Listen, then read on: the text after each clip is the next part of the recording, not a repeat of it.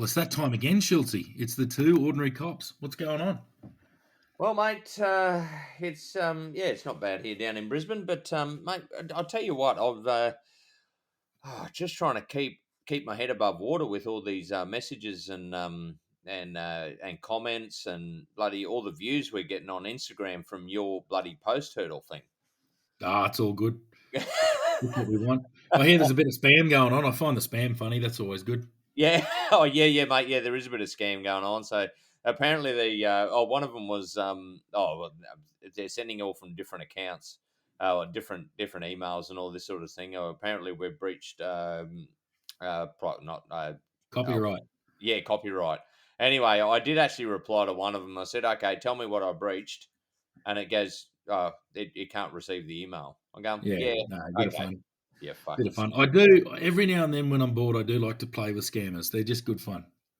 Yeah. Yeah. Actually, I have got a funny one. We'll have to get Matt James one day on here because he actually completely stuffed a scammer to the point he actually got them to catch a flight to um where was it? Dubai.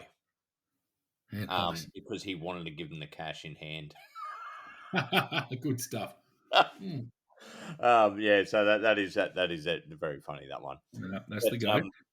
But mate, we've got a couple of things to get on to tonight. So we during the week, I do apologise if I'm a bit all over the place. I haven't had much sleep. I got to bed after midnight last night and up early. Poor Um, old fella. oh yeah, mate, I can't do it like I used to. Bloody No. got the 2 hours sleep or whatever it is. Um, but we got a call from Nicole. She's a chaplain in the police, and she just said, just want to say thanks for your podcast. It's been really helpful getting insights into how to better support my officers, and she's recommended us to quite a few other padres as well. And I've invited her to come on, and she's keen. So, mate, yeah, we'll get her on sometime. Yeah, that definitely sounds good. Yeah, so I think it's a very important part that they play. So yeah, so it was good. So thanks for reaching out, um, mate. Also, well, what we'll do is we'll go to our. We've got another one. We've got now our emails working. So we got one from Casey. He's a diesel fitter. Um, he said he wants to become a cop. So he said the itch is there. He said, "Love your podcasts. Not many podcasts make me laugh, but yours is funny episodes. Your funny episodes are absolutely hilarious. So that good to know, mate. We can still make people laugh." Um, That's the go. Yeah. yeah, and he really he thought the worst jobs was super interesting as well. So he said if we can do a few more of those. Um, but mate, he had a question for a Q&A, and he said an honest question about income. He said, I know on the WA website it says about 88K a year. My question is, how much overtime does one actually do, generally speaking, or how much do they get? And would it be possible for a first or second year constable to make over 100K? Mate, do you want to open it up on that one? Yeah, definitely. So the short answer to that is yes. And there's other things as well that sort of bring it up that aren't in your pay bank, but they're things that aren't coming out of your pay packet. So I'm talking more free housing, especially in the Northern Territory. So the thing is, every jurisdiction is completely different, and it changes all the time. So it's changed a lot since even we were there. When we first joined, so we're 18 years out, or 18 years in, pretty well, if we were still in the job now. So my first year, I didn't make anything like that. I think I made 80,000. That was with, or not even, but that was with a lot of overtime, a lot of relief work. I think it took me 2 or 3 years to actually crack 100, but that was just working ridiculous overtime, lots and lots of hours, lots of travel, lots of time away from home. And the old running joke about the police is sometimes you'd be driving around doing wild stuff and just going, I can't believe we're getting paid to do this. I'd do it for free. And other times you're going, God, you couldn't give me $1 million to do this, and you're doing that too. So there's everything in between. So I think you definitely earn your money. But yeah, it is pretty lucrative, but you've got to remember you pay in other ways. There's plenty of jobs you can get where you can make a hell of a lot of money and you don't pay anything like the mental toll that you pay in policing or emergency services anywhere. But that's balanced out with the good. So I mean, you got the good and the bad.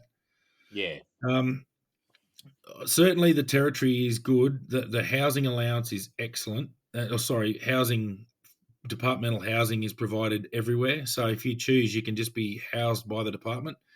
With that comes a little bit of a loss in freedom, in that you get quarterly inspections. And I mean, this is nothing unreasonable. You're in someone else's house, so quarterly inspections, and you can't sort of do a lot. It's not your home, and that's fine. You're subleasing it from the Northern Territory and not paying any rent.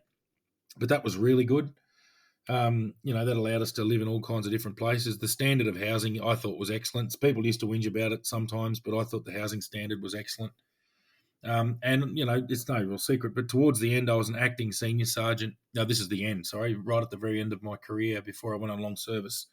I think for that particular year, I just cracked over 200,000 gross, but that was at a pretty high rank, so middle management, and with a fair bit of overtime as well. So the money's definitely there, but you do earn it. You definitely work for your coin.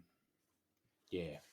Yeah, mate, I completely agree with the housing. The housing was excellent. Also, I know the Northern Territory, I'm not sure what the consent agreement is at the moment, but if you actually bought your own house, they would pay, I don't know, something like $24,000 a year extra. So because you weren't, of course, using their subsidy or their housing.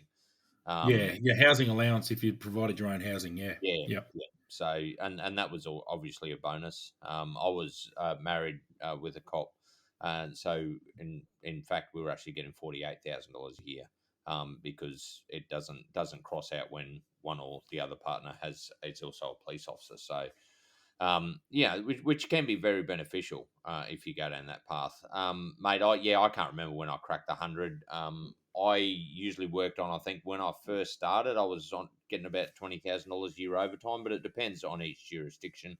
Might be slightly different. And I think probably when I was towards the end, I think my gross income was about 190, and I was not 190,000. That was out at Ramagini, probably on sergeant wages, and my overtime a year was about $50,000 a year, yeah, rough speaking. But yeah, so mate, you can definitely do it. And I think we were talking before we came on air. We know one copper we think cracked 100K in his first year on probation. So yeah. I'm pretty sure he did, but he worked like a dog. It was like he was he trying to avoid his bed. did. He was scared of his bed bugs. I think he just didn't want to ever be at home. So he basically never said no to overtime. Overtime flows thick and fast in the Northern Territory. Um, when we first started, it was a phone call or a text message from the shifty looking for people. Towards the end, there was a broadcast system that would broadcast out to everybody for all kinds of different overtime, like people needed for this, surge capacity needed. Alice Springs, it just went off every day in Alice. Tennant Creek was good for it. Any specialist unit, like especially criminal investigation, we used to get a lot of overtime because there's no one else. You've got to do it. Yeah, There's certain things that have to be achieved before you can knock off. You can't have somebody sitting in custody. Every time they're in custody, that has to be justified unless they're charged and remanded and waiting to go to court or whatever else. Up until the point where they're charged and either bailed or remanded, then people have to be there justifying why that person's in custody, which is completely fair enough. yeah, So if you're called out in the middle of the night and someone's in custody and they might be sober and they might want to do an interview then and there, it's like, well, righto, no worries, we're on. We can't. It's up to them. If they're drunk or asleep or whatever else, then that's a reason for them to sort of sleep. But yeah, there's a lot. There's a that will keep you at work if there's someone in custody. And in remote areas, that was a lot of overtime in itself. If you had someone sitting in the cells overnight, gone are the days where you lock the door and go to bed and give them breakfast in the morning. It's 15-minute or 30-minute cell checks, constant updating of the custodial system to make sure they're there, make sure it's all documented as the night goes on. So, yeah, there's the overtime is thick and fast, and I mean major incidents happen all the time, and there's surge capacity needed for crime scenes and transport of prisoners, search and rescue. God, the list goes on and on. There's overtime all the time, and yeah. in remote areas, as you know better than most, sometimes it's way more than you can possibly handle. So, yeah. Well, We've spoken about our longest shifts. Mine was 43 hours. What'd you say? Yours 38? I think 38. Yeah. Yeah. Yeah, mate. It was actually just you just reminded me. I think I did a so I also the running joke for me, because of course I did go down. Tennant Creek was my party town, so I think the comment was made at one stage that I could get overtime anywhere, and they said even with the Falconio investigation that's still ongoing, I could probably get overtime with that. Yeah, yeah, Um, that's right. Yeah, yep, so I was pretty well known for getting overtime on other stations' cost codes. yep. And I actually got one on Maningrida over Christmas. I was a sergeant down in Ramangini. You got to remember you're on double time and a half on public holidays when you get called out. So I don't know. I think I was on $108 an hour, and I did 25 hours overtime over the Boxing Day and Christmas Day and Boxing Day. Yeah, Um, and yeah, I actually went up there to drink beer, but I got called out before I could have a beer. And then because most of the other people up there were in festivities, I just did all their overtime. yeah. Um, Sucker so, for punishment, mate. Yep. yeah, yeah, exactly. Yes, mate, Yeah. definitely. But I mean, the money's good, but yeah, like you said, you don't have a life. That's Yeah, that's and I think it's a bit of a trap for young players. I certainly got in there and had never seen money like that in my life. Filling up the bank account, just going, "Oh wow, look at that." You couldn't spend it quick enough, but I was young and well, yeah, I was only early 20s, so um, lucky my wife had her head screwed on financially pretty well. But yeah, we yeah, the money's good, but as you get older and get a family and get more responsibility, it sort of does get tough, and you got to balance it. But I mean, the money is good. That's probably the one thing that you never have to worry about money, really. I mean, you're paid well and truly. You can certainly survive on what you paid up there. yeah, Um, and I mean, someone like Casey with his trade behind him too, he's got the opportunity there to do cashies or whatever else. Not that they're legal, I suppose, but who cares? yeah, um, so you've got those other skills which you can always go back on too. So if policing's not for you, or if you're sick of it, you've sort of got a bit of an exit strategy. A lot of younger people who join, it might be the only thing they've sort of done, and they might do it for 20 years. yeah. And I know that we certainly felt it even after 15 and 10 for you. It was, but I'm a copper. Gee, what am I going to do now, sort of thing. So, but if you've already got that trade, you've always got something to fall back on.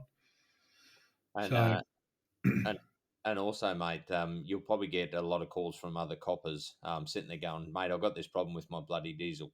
Can you have a look at it for me?" oh bloody oath, yeah. And I mean, the old barter system with beer is always good too. So that's the Actually, go. talking about beer, mate, I do recall your book up system at the Catherine Police Club got up a little bit at one stage.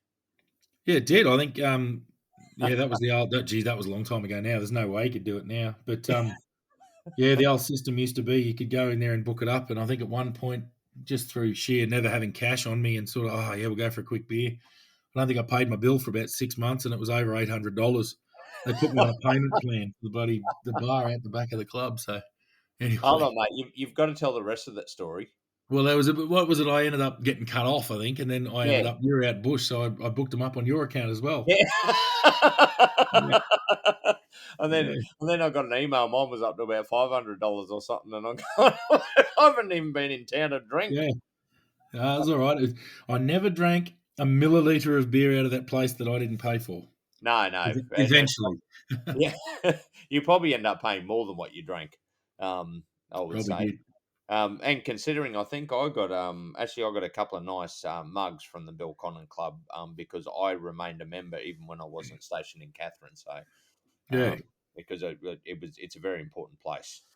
yeah, it certainly was. And as we say a lot, the emphasis is not on it as much as it should be, and not just for being a drunken debaucherous. It's more just for that mental health, that safe place that you can say what you need to say, and there's no one's going to get upset, no one's going to be offended, no one's disgusted by what you have to say. So Yeah, yeah, yeah, but I mean, I think we've answered Casey's question about the income. yeah, mate. But, Yep. we had some guests from the UK, mate. We did, mate. So, yeah, Byron got in contact with us. He's a cop in England, and he heard the viral reel on there about post hurdles and showed it all around the shift. And apparently, everybody was howling in laughter. So we've definitely sparked up the day or night, I suppose, in one of the English police stations. So that's pretty cool.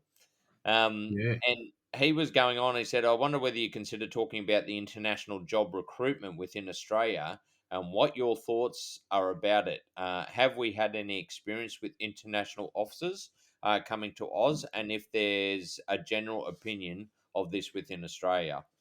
So he's been thinking about coming across, and a couple of times, and thought about doing an application, but then keeps putting it off. So, mate, what are your thoughts there, Damo? Yeah, well, it's a well-beaten path, especially from the UK.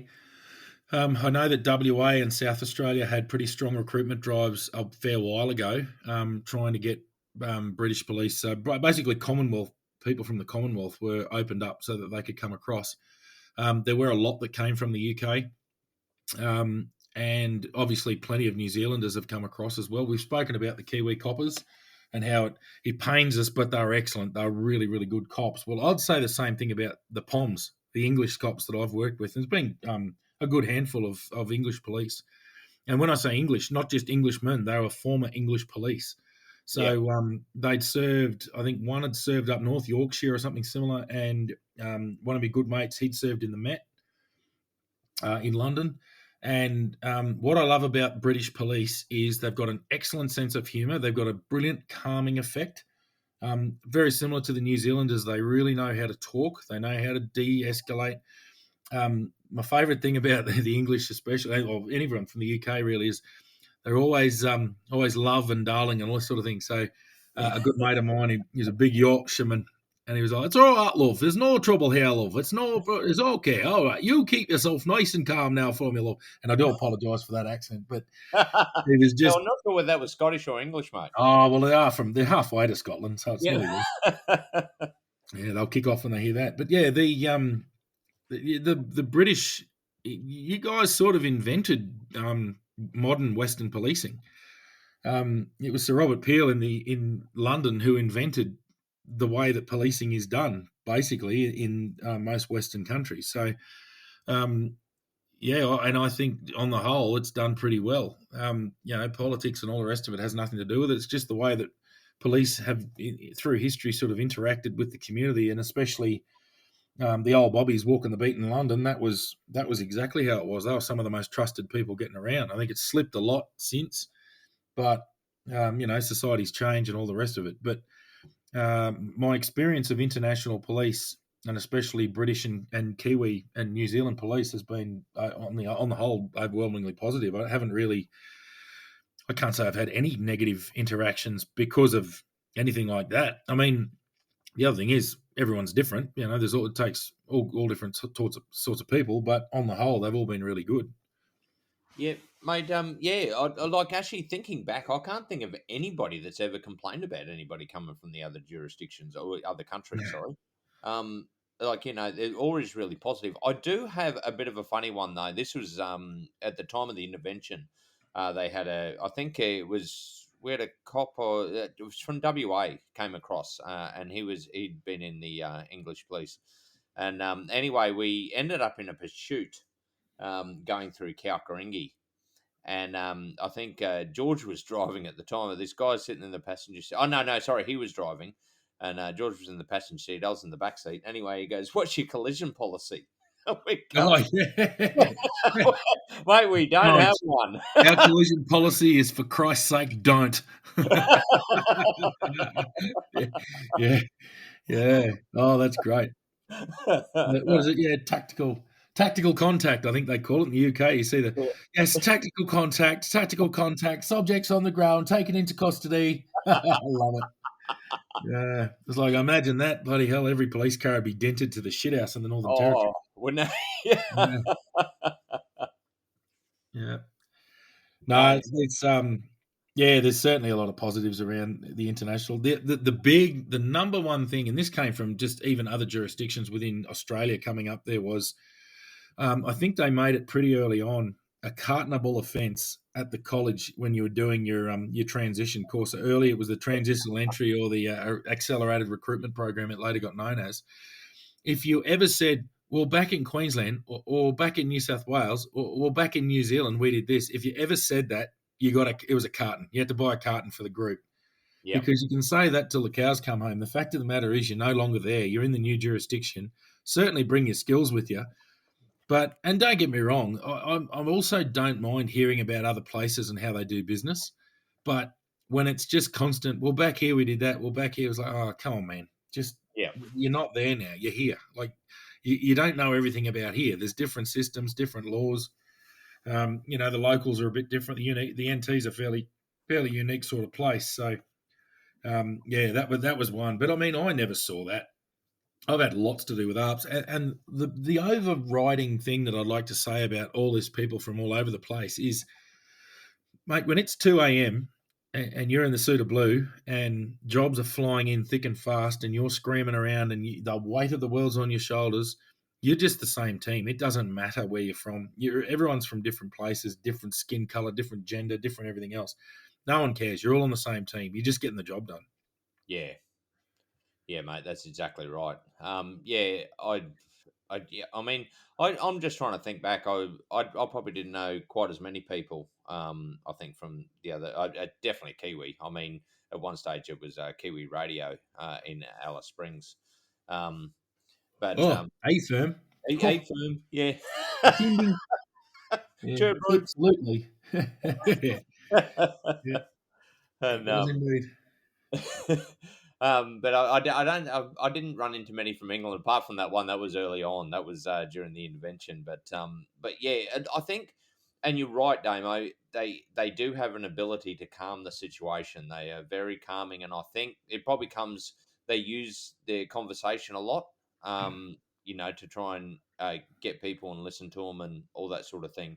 Um, they don't go the hands on unless necessary. So I Well, think yeah, that's I'll preface that with saying, like, well, everyone talks first. All good coppers talk first. I mean, that's obvious, but I think there's something really calming about the way the British go about things. So listening to British police talk, well, they're Northern Territory police, but they're British and they're having police experience from Britain. I just really like the humanity about them. On the whole, I found them really calming. They just had a really calming nature. So, I mean, everyone talks first, but there's something abrupt.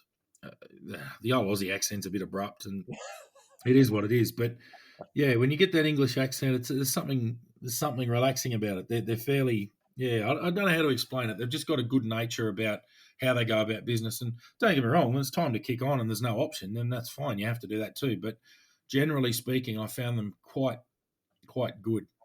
yeah, And yeah, I've got one of my very good mates. He's an absolute veteran. He doesn't look as old as he does, but God knows how many years of policing. It'll be well over 40 years of policing all up now. And that's with the Metropolitan Police in London, and then also with the Northern Territory. And I believe there was another. He may have served in another. I think he served in Queensland as well. So anyway, yeah, he was all over the place, but he was just fantastic. You couldn't upset him. He just, oh, there's no trouble, lads. We'll get amongst it. He just yeah. got into it. Oh, Yeah, maybe it's the accent, mate, too. could be too. Yep, yep. Yeah, yeah, Could could be. be. Just thinking about the Scottish one. The Scottish one can be, I suppose, a little bit harsh. We had a good Scottish mate who was in the police. No, sorry, he was Irish. Um, but yeah, mate. Sorry, you just take me back when we had Stu down in Alice Springs. Yes. You had you were going doing your Scottish accent. Yeah. Poor old Stu. Yeah, he thought it was quite humorous. Yeah. Yeah. Yeah, it was pretty offensive to the Scottish, but that's all right. Yeah. Oh, Yeah, mate, he took it well. He did he take did. it Yeah. well. Mind you, we I think we spent the whole week in Alice drinking. Um, but yeah, yeah, no, that's a story for another day. Mate, just interesting about it. Like that's probably pretty much all we have. But talking about cartonable offences, we haven't really like we've danced around it a little bit. What's your best one you reckon you've seen for have someone having to pay a carton? Well, yeah, I mean, yeah, people call this the old cake. Oh, that's a cake. That's all this sort of thing. Well, no, we talked carton of beer. That's just the way we rolled. Getting on especially as a junior copper, getting on the media for anything was a carton generally. Yep. Um, the ones I used to love was if you said something, if you were sucking up to the bosses or something in front of a whole heap of people, some salty senior constable would say, Yeah, whatever, chief. That's a carton. You wipe the brown off your nose and go and put a carton on at the club. Things like that were always pretty good. Anything to do with if you did something stupid on the road, like everyone makes mistakes. To be human is to err. Yeah. And I think it was a good natured ribbing. Like if you'd done something well, it was also sometimes a bit of an acceptance into the group. If you turn up as a newbie, and you do something well, for one, turning up as a newbie meant you had to buy a carton. Well, Um, yeah. I mean, we all did that. But yeah, I think if you did something wild on the road, or had a mistake, you'd shout a carton, and everyone would sit, a bit of a laugh at the end of the shift, and that sort of welcomed you in a bit. I think that was done well in most circles. Occasionally, it wasn't, and. But yeah, most of the time that was done pretty well. But the old cartonable offence, yeah, that was it was pretty universal though. Everywhere we went, it was sort of known about. But it was, yeah, it was just that good humoured cultural thing that we did. I suppose it was, yeah, a way to sort of bond the team together. Yeah, mate. I remember actually when I went out to Croker Island the first time. I got put in as sergeant out there, and apparently I think it was to late Brett Meredith. He actually said every time I came back, because I was on the TAC team before I went out there, so I had to come back about every 2 or 3 weeks for court. And he said every time I come back and fly back out, I have to pay a carton. So I don't think the extra money of going out to Croker Island was actually beneficial. No, Um, no, you're keeping the Stewart Hotel afloat. Yeah. but yeah, so I mean, I played plenty of cartons over my time. I reckon one of the best ones was one of the officers you actually worked with. He accidentally let the party pack go off in the police car as he was trying to take it out at the end of shift one day. Oh yeah, Yeah, God. we had to go Actually, I did have a good one. Sorry, mate. You keep going. I'd thought of one. That's all. Yep. You keep going. And yeah, anyway, we had to get it professionally cleaned. And I said, well, mate, that's a carton. That was the first time I was shift sergeant. And I said, mate, that's a carton. I said, come over to the club in the morning. Anyway, that was still when we had the book up. And anyway, he didn't show up. So I put the carton on his account and we all drank it. Bloody oath. Yeah, Yeah. And then you can buy another one for not showing up. that's right. Yeah. Yeah. Yeah. Yeah, I remember. I got a heap too. I can't remember them. My memory doesn't work. But anyway, the one I do remember was pretty funny because it could actually have been pretty serious. We were chasing just a gang that had been terrorising Alice Springs, and every time we turned up, they just bolt down into the Todd River, and you couldn't catch them. Anyway, we had one. I'm pretty from memory. I think we were chasing a car or a stolen dirt bike or something, and we're just trying to get up behind them. So we're driving through the Todd River, and unbeknownst to me, on the eastern side of the Todd River, there's a series of old bores that would drill down into the riverbed themselves to extract water from underground underneath the river. And they're all capped off, so they've got it's probably a 400 millimeter diameter steel plate welded over the top of these old bore caps, these old bores that sink down into the sand. Anyway, it was a bit overgrown on the other side, and I'm coming up the riverbank because it's obviously dry sand, the Todd River. It only flows in a local flood event. So anyway, I'm driving through the soft sand. I get up the other end, and I'm starting to drive fast to get out the other end of the river. And I can hear this dirt bike. I remember it was a dirt bike. I can hear it tearing off out through the other side. And we're driving along, and I do a slight right hand down just to steer up and go up on a decent angle up on top of the bank. And then I remember this huge impact, but the impact was from the side, like my side of the car. And it threw us sideways about a meter, and my partner just squawked. Like, I can't, because he was so focused on what was going on ahead and calling the radio. And he's basically nearly headbutted me because he's been launched towards the driver's side. My head hit the driver's side window. Anyway, it was in the old two-wheel drive Hiluxes, so we're not very high. So that's why we caught this ball cap, because it was low to the ground, and the car's pretty low. Anyway, I thought, oh, that's got to have done colossal damage to the car. Anyway, the car was still moving fine, so we drove up out of the riverbank, and I just stopped. Anyway, I called the shift sergeant, who was actually a friend of mine. She turned up, and I looked at the side of the car, and it had just hit the trim underneath the driver's side door and gone right along underneath the rear passenger side door as well, but not done any damage to the door. just done damage to that really small trim that's just underneath the door down the bottom, but done a lot. Like it had driven in. We'd absolutely belted this ball cap. So I'm thinking we've done damage to not just a police car, but also to a piece of infrastructure that's in the river, and we're going to have to deal with that as well. Anyway, we go and check the bore cap, and there's absolutely no indication whatsoever that we'd hit it, except for a little tiny bit of white paint on it, and that was it. There was no moving it. It was solid. Anyway, so we'd done that. I thought I'd hit a person. I had no idea what I'd hit. I just remember this enormous bang and the whole vehicle flying sideways. But yeah, we get out, and anyway, because it's a collision there, the watch commander wasn't far away. We'd called in the job. We called in what had happened to us. So the watch commander, who was out, I think, dealing with all this shit as well that we were up to, he's pulled up there and he's walked over, had a look at the car, and he could hear what we were up to, and he's just looked me dead in the eyes, just deadpan. And I thought, oh, geez, I might be in trouble for this. And he's gone, Carton, Barb. And he's turned around, walked off, got in the police car and driven off. And that was it. Basically, we just had to do the normal crash report. I think somebody breathalyzed me. That was it. I mean, I was cold sober. I was about 10 hours into a shift by this stage. So, yeah, it was, yeah, that was a carton for what could have been pretty bad. I mean, had that been any higher and I hit it any harder, it would have just tore the vehicle in half. There was no moving it. It was a completely solid, big piece of steel. And yeah, we were actually pretty lucky. I mean, we hit it, but we were pretty lucky that way more damage wasn't done to the car or anyone hurt for that matter. Yeah, well, that's right. Yeah, but mate, that's definitely a cartonable offence. I think if any time you got bogged, I do actually recall working with another officer, and he decided that it was too much work to walk up and down the riverbank, and we had to pick up a couple of drunk people down the bottom in the Catherine River there. So he decided to drive the 2-wheel drive Hilux down the riverbank after it had been raining and collect them. The only problem is getting back up that bank in a 2-wheel drive. I think he took about half an hour, and he ended up doing it in third gear with the wheels spinning that much. But he did it just because he didn't want to pay a carton. Because if he got bogged and we had to call for help, that was the punishment. Oh yeah, Yeah. yep.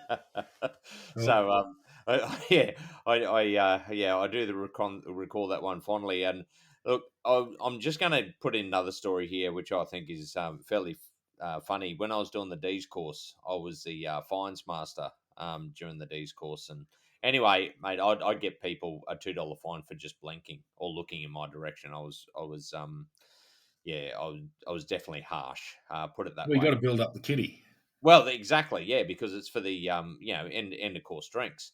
Anyway, the whole time, the senior sergeant, now she very very good at what she does, but she was a very serious sort of individual, and but she wore uniform every day. Now, technically speaking, she's in a plainclothes what do you call it, department. So Plain roll, yeah. yes.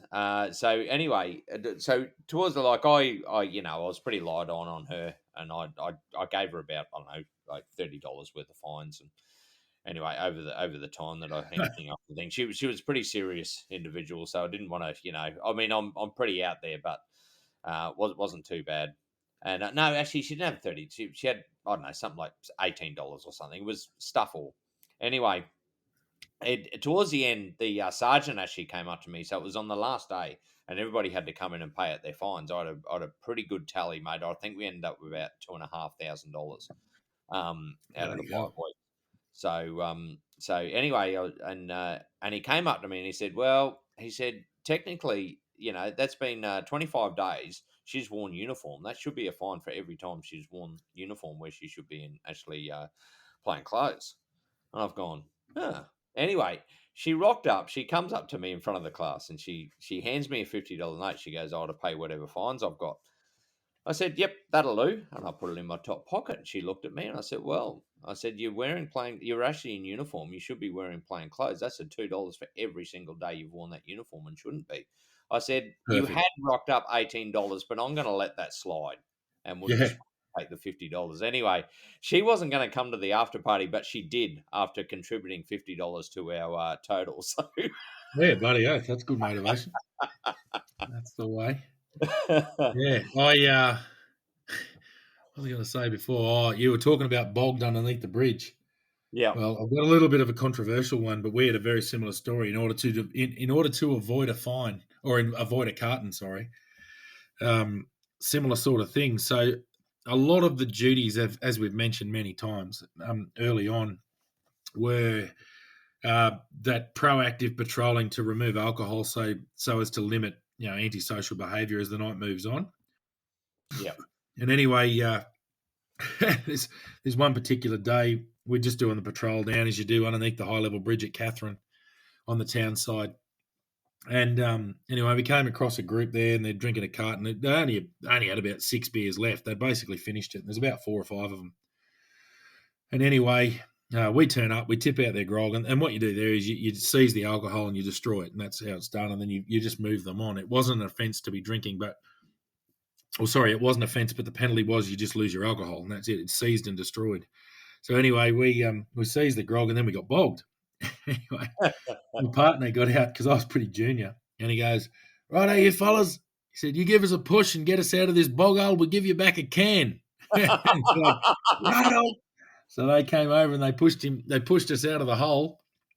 We drove off and no worries, fellas. Anyway, I think we gave them back a can each, and they just finished their beers and away they went. So I mean, that's probably not completely lawful, but it wasn't anything they hadn't been doing all afternoon anyway, and they hadn't hurt anyone at this stage. So, and we avoided the penalty. So, yeah, a little bit of cheeky controversy. That would have been about 2008. Well, mate, Yeah, I reckon for telling that story, next time we catch up, you have to pay a carton. yeah, fair enough too. I normally do anyway, don't I? Oh, very good. So a bit of a recap, mate. So obviously we had a bit of a yarn about the finance, so pay and salaries and other benefits that you sort of get in the NT for Casey from WA. So I mean, we can't really comment on other jurisdictions; everywhere's different, but there's certainly the ability to crack 100 grand as a fairly junior constable, but you just got to have to work pretty hard. Um, To our pommy mates from the UK, bloody good to hear from you. Excellent. Keep your chin up. I know policing is policing. It's fairly universal. Everywhere's got its own little idiosyncrasies, but it's basically all the same shit. And as far as international recruits over here, when you're in the car rolling around and Alice Springs is going off its head, we don't care where you're from. You're sitting next to us. You're doing the job. You're part of the team. Simple as that. So no, don't let that be a barrier. If you want to come across and join, absolutely. Just like we said, don't be saying back in the UK, back in the UK, back in the UK. That'll get you a reputation. And a Oh, carton every time. yeah, bloody oath. Yeah, and the old cartonable offences. Pretty universal. And I think most jurisdictions certainly had a similar sort of thing. So, and I think a lot of people call it cake now because alcohol's frowned upon, but I reckon cake's worse for you. So, Well, that's yeah. my opinion. Well, mate, I think that's actually one of the other guys got in contact and he said cake, and I'm going, cake? What are you talking about? Yeah, no, it Mate, was never a cake. It was a bloody we're box. expecting cartons. Yeah. Jeez. No. And look, also for anybody listening, I did once I saw our commander on TV on the news one night, and anyway I told her that was a carton. She tried to argue with me, but in the end she did pay the carton because it's definitely a cartonable offence, and unfortunately for them they get on the media quite a bit. So, but I'm not going to let that slide. No, buy Um, beer. yeah, well, that's right. But also, mate, do you want to explain just before we go kangaroo court? Oh, mate, no, you're better explaining it than me. It was just a bit of a debacle most of the time. Well, yeah, well, kangaroo court. So the thing is, you can challenge a cartonable offence, and you've got to take it to the kangaroo court. The problem is, it costs you a carton to challenge it, so you may as well pay the carton. There's Yeah. no democracy in carton. When you owe a carton. So, and look, 9 times out of 10, you're going to lose. Probably actually 10 times out of 10, you're going to lose. So you're going to have to end up paying 2 cartons if you want to challenge it in the kangaroo court. Oh, yeah, no, it's a rigged system, but that's how we like it. Yeah. No, Yeah, so no, but very good. Well, I reckon that'll cover it, mate. We've had a bit of a yarn today. We've got some pretty interesting things coming up. A few we things in do. the pipeline, like we always normally do. I don't like to talk them up too much because it mightn't happen. Like I had one that I was a dead set certainty on, and it hasn't happened. So Yeah, well, yeah. um, Well, we've mate, In talking about our elusive friend, Mr. Musgrave, I was speaking to him the other night, but he's up in Darwin doing a course at the moment. I thought he would have just about done every course and known to and police officers, but no, apparently he's up in Darwin at the moment. But here's the issue with him is getting hold of a computer for him to use, a personal one. So what I'm trying to rig up something else where we actually make a phone call, mate. So. But he's definitely keen to come on. Oh, So the great white ghost of the yeah, plains of the Northern Territory. He's an elusive character. You got more chance of being mauled to death by a mob of Tasmanian tigers, I swear to God. so yeah, mate, and we do have some other ones in the pipeline. We're just waiting for Rye to get time or yeah, get a chance to talk to us. Unfortunately, everybody seems to be very very busy at the moment. So, but no, we definitely have a few good ones coming up. That's for sure. Yep, definitely. Well, righto, mate. Well, that'll do us. We'll talk to you next time. All right, see you next week.